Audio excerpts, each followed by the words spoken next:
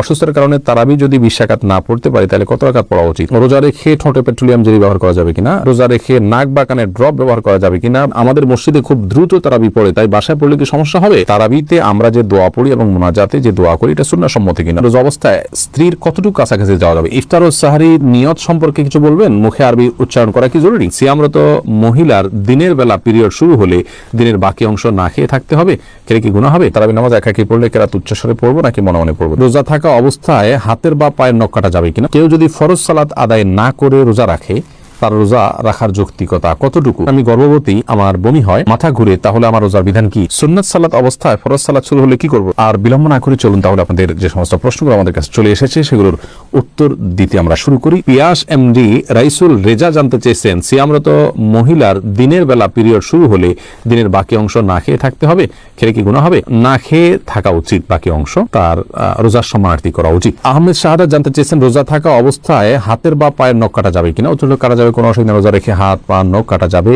এর সাথে রোজা ভঙ্গের কোনো সম্পর্ক নেই। সারজু রিমা এই আইডি থেকে আপনি জানতে চেয়েছেন, রোজা রেখে ঠোঁটে পেট্রোলিয়াম জেলি ব্যবহার করা যাবে কিনা? ঠোঁটে যদি খুব বেশি ফেটে যায়, খুব বেশি বিরক্তির কারণ হয়, তাহলে হালকা করে দিতে পারেন, কিন্তু আপনার একান্ত যদি ঠোঁট না ফাটে বা খুব বেশি কষ্ট না হয় তাহলে পেট্রোলিয়াম জেলি ঠোঁটে ব্যবহার খুব বেশি করে করলে আপনার সেটি আমাদের থুতুর সাথে ভেতরে যাবে, সে আশঙ্কা আছে। এই জায়গা থেকে এটি করা অনুচিত এবং অনুত্তম এবং করা যাবে না। এরপরে নার্গিস একটা জানতে চেয়েছেন, আমার বাবু হয়েছে 1 মাস, আমি এখন সুস্থ, আমি কি রোজা রাখতে পারবো? হ্যাঁ, অবশ্যই। বাবু 1 মাস হলে বাবুকে দুধ পান করে আপনি রোজা রাখতে পারবেন এমন কোনো কথা নেই। এই অবস্থা আপনাকে রোজা রাখতে হবে, আল্লাহ তাআলা যদি আপনাকে সুস্থ রেখে থাকেন। নাজির আহমেদ ফারুক আপনি জানতে চেয়েছেন, তারাবিতে আমরা যে দোয়া পড়ি এবং মুনাজাতে যে দোয়া করি এটা সুন্নাহ সম্মত কিনা? ভাই, তারাবির 4 রাকাত পর পর দোয়া পড়া বা তারাবির শেষে সবাই মিলে আলাদা করে দোয়া করার কোনো শিক্ষা, কোনো নির্দেশ রাসূল আকরাম সাল্লাল্লাহু আলাইহি ওয়াসাল্লাম থেকে দেন নাই। সাহাবায়ে কেরাম তারাবি জামাতের সাথে পড়েছেন, কিন্তু তারা এরকম কোনো দোয়া করেছেন বলে কোনো প্রমাণ নাই। আসলে কোনো কিছুর প্রমাণ না থাকলে ইবাদতের মধ্যে, কোনো ইবাদতের মূল স্ট্রাকচার বা পদ্ধতির মধ্যে কোনো কিছু হাদিসে না থাকলে সেটাকে আমরা ইবাদতের অংশ হিসাবে যুক্ত করা, এটা সঠিক কাজ নয়। আমরা মনে করি যে এটাকে কেউ যদি তারাবির অংশ মনে করেন এটা ভুল হবে। হ্যাঁ, মাঝে মধ্যে করলেন সেটা ভিন্ন কথা, সালাতের পর দোয়া কবুল সেই জায়গা থেকে যা যেমন দোয়া করলেন সেটাও অসুবিধা নেই, এটা ঐচ্ছিক বিষয়। কিন্তু সিস্টেম বানিয়ে নেওয়া এবং এটাকে একটা ফরম্যাটে আনা যে নিয়মিত এই কাজটা করা, সেটা কিন্তু সঠিক নয়। এরপর শেখ মোহাম্মদ শামীম জানতেছেন, তারাবি নামাজ একাকি পড়লে কেরাত উচ্চস্বরে পড়বো নাকি মনে মনে পড়বো? দুইটাই করতে পারেন। উচ্চস্বরে পড়বেন এই নিয়তে, আপনি তাকবীর জোরে দিবেন, একামত দিবেন যে আপনি ইমামতি করছেন, কেউ এসে আপনার সাথে পাশে যেন মাঝপথে দাঁড়িয়ে যেতে পারে, সেই জায়গা থেকে আপনি উচ্চস্বরে পড়তে পারেন। আর যদি সেরকম কোনো আশা না থাকে, কেউ আসবেন আপনার সাথে যুক্ত করবেন, এরকম কোনো আশা না থাকলে বা আপনি চাইলে একাকি পড়বেন, সেই উদ্দেশ্যে আপনি আস্তে আস্তেও পড়তে পারেন, অসুবিধা নেই। এরপরে শিহাব মন্ডল জানতে চেয়েছেন, রোজা অবস্থায় আতর বা পারফিউম ব্যবহার করার বিধান কি? উত্তর হলো জায়েজ আছে, কোনো অসুবিধা নেই। আতর পারফিউম ব্যবহার করা যাবে, রোজা রেখে তেল ব্যবহার করা যাবে, কোনো অসুবিধা নেই। ইয়াকুব হুসাইন জানতে চেয়েছেন, রোজা রাখা অবস্থায় স্বপ্নদোষ হলে রোজা থাকবে কিনা? থাকবে, কোনো অসুবিধা নেই। স্বপ্নদোষ মানুষ ইচ্ছাকৃত করে না, অতএব স্বপ্নদোষ হলে, বীর্যপাত হয়ে গেলে ঘুমের মধ্যে আপনার রোজা কন্টিনিউ করতে পাওয়া হবে। স্বপ্নদোষের কারণে বীর্যপাত হলে সে কারণে আপনি গোসল করবেন, গোসল ফরজ হবে আপনার, কিন্তু রোজা ভাঙবে না। শাকুল খান জানতে চেয়েছেন, কেউ যদি ফরজ সালাত আদায় না করে রোজা রাখে, তার রোজা রাখার যৌক্তিকতা কতটুকু? তিনি রোজা রাখছেন, একটা ফরজ আদায় করতেছেন, এজন্য আমরা অবশ্যই তাকে অ্যাপ্রিসিয়েট করবো যে তিনি অন্তত একটা ফরজ আদায় করতেছেন। কিন্তু রোজা নামাজ না পড়ে রোজা রাখার মানে হলো যে তিনি লুঙ্গি না পরে আপনার গেঞ্জি পরার জন্য অস্থির হয়ে উঠেছে, ব্যাপারটা এরকম হয়ে যাবে। গেঞ্জি পরাও দরকার, কিন্তু লুঙ্গি পরা তার চেয়ে বেশি দরকার। অতএব নামাজটাকে সবচেয়ে বেশি গুরুত্বের সাথে দিতে হবে, তারপর তিনি রোজার জন্য চেষ্টা করতে হবে।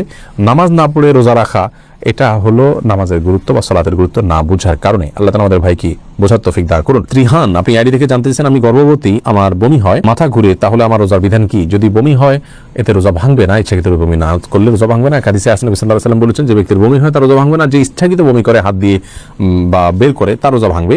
আর যদি বমি হওয়ার পর কিছু আপনি গিলে ফেলেন তার কারণে রোজা ভাঙবে, কিন্তু এমনি বমি হলে রোজা ভাঙবে না।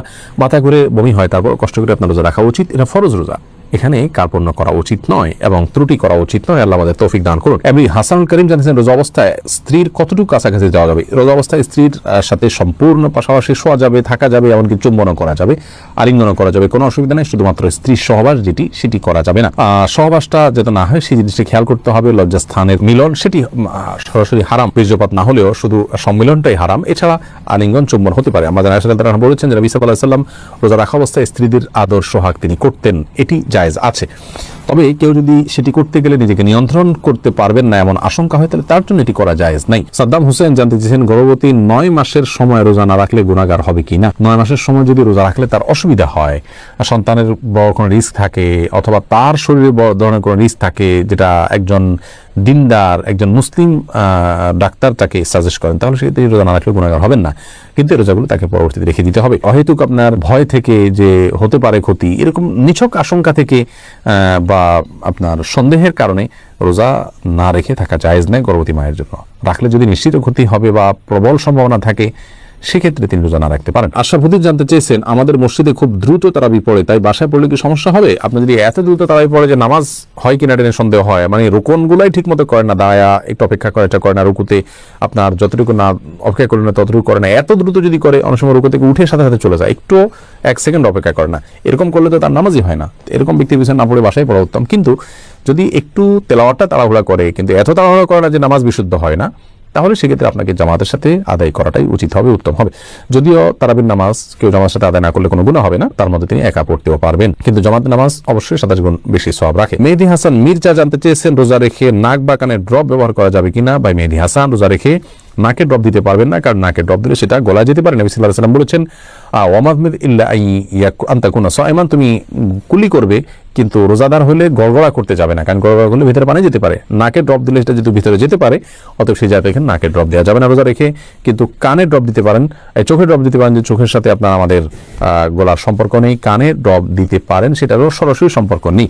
যদি আপনি গলায় স্বাদ অনুভব করেন ড্রপ দেওয়ার পরে কানে বা চোখে, তাহলে সেক্ষেত্রে আপনি সে রোজা আবার রেখে দিবেন, কিন্তু নাকে দিতে পারবেন না, যেহেতু নাকে দিলে সেটা ভেতরে যায়। এরপরে সাইদুর রহমান জানতে চেয়েছেন, ইফতার ও সাহারির নিয়ত সম্পর্কে কিছু বলবেন, মুখে আরবি উচ্চারণ করা কি জরুরি? ভাই সাইদুর রহমান, নিয়ত হলো ইচ্ছা করার নাম। নিয়ত শব্দের অর্থ হলো ইচ্ছা করা, আর ইচ্ছা মানুষ মন দিয়ে করে। আমি ইচ্ছা করেছি, অর্থাৎ আমি মনে মনে কোনো প্ল্যান করেছি, এটার নামই হলো নিয়ত করা।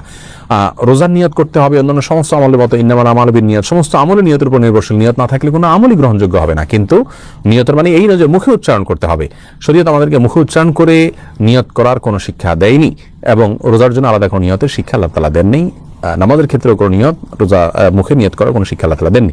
অতএব আমরা মনে মনে আমি যে রোজা রাখছি, এটাই আমার নিয়ত হিসেবে যথেষ্ট হবে। আপনি ভোর রাতে কেন খেতে উঠেছেন? রোজা রাখার জন্য উঠেছেন, এর মানে হলো আপনার রোজা রাখার ইচ্ছা আছে, বাস নিয়ত আছে। আলাদা করে সেটাকে মুখে উচ্চারণ করা আর কোনো নির্দেশ ইসলাম আমাদেরকে দেয়নি, কোনো প্রয়োজন নেই। এটাকে জরুরি মনে করলে একটা দোয়া বানিয়ে দিচ্ছি আমরা, নামায়তু আন আসুমা গাদান ইত্যাদি, এরকম দোয়া বানিয়ে সেটি বরং বেদাতি পর্যবেসিত হতে পারে, যদি সেটাকে আমরা সুন্নাহ মনে করি বা রোজার জন্য গুরুত্বপূর্ণ বা জরুরি মনে করি। বাবুল হোসেন জানতে চেয়েছেন, সুন্নাত সালাত অবস্থায় ফরজ সালাত শুরু হলে কি করব? সুন্নাত নামাজ নিয়ত করেছেন, ফরজ শুরু হয়েছে, তাড়াতাড়ি করে সুন্নাত শেষ করে ফরজে যোগদান দিয়ে করবেন। আর উলামায়ে কেরাম আমরা অনেকে বলেন অবস্থা নামাজ ছেড়ে দিয়ে ফরজে যোগদান করবেন, কারণ তারা বলেন ইদা উকিমাতিস সালাতু ফালা সালাতা ইল্লাল মাকতুবা। নবী সাল্লাল্লাহু আলাইহি ওয়াসাল্লাম হাদিসের মধ্যে তিনি বলেছেন, যখন নামাজের ইকামত শুরু হয় তখন কোনো নামাজ নাই ফরজ ছাড়া, অতএব আপনি ছেড়ে দিয়ে ফরজ চলে যাবেন, এটা তারা বলেন। তো আমরা মনে করি আল্লাহ তাআলা বলেছেন, ওয়ালা তুতরা আমারাকুম, তোমরা তোমাদের আমল নষ্ট করে ফেলো না। আপনি নামাজ শুরু করেছেন, এখন নষ্ট করে ফেলবেন না, অতএব নামাজকে দ্রুত শেষ করে আপনি ফরজ যোগ দিবেন। আর নবী সাল্লাল্লাহু আলাইহি ওয়াসাল্লাম যে বলেছেন ইকামত শুরু হলে আর কোনো নামাজ নয়, তার মানে অন্য কোনো নামাজ শুরু করা যাবে না, আগে থেকে করে ফেললে এটা শেষ করে নেবেন। এটাই অধিকতর বিশুদ্ধ এবং যুক্তিযুক্ত বলে আমরা মনে করি। শিরিন, আপনি জানতে চেয়েছেন, অসুস্থতার কারণে তারাবি যদি 20 রাকাত না পড়তে পারি, তাহলে কত রাকাত পড়া উচিত? তারাবি 20 রাকাত না পড়তে পারলে যতটুকু তৌফিক হলো ততটুকু পড়বেন। তারাবির রাকাত ফুলফিল না করলে যে কোনো গুনাহ হবে এমন না, ফরজ রোজার মতো।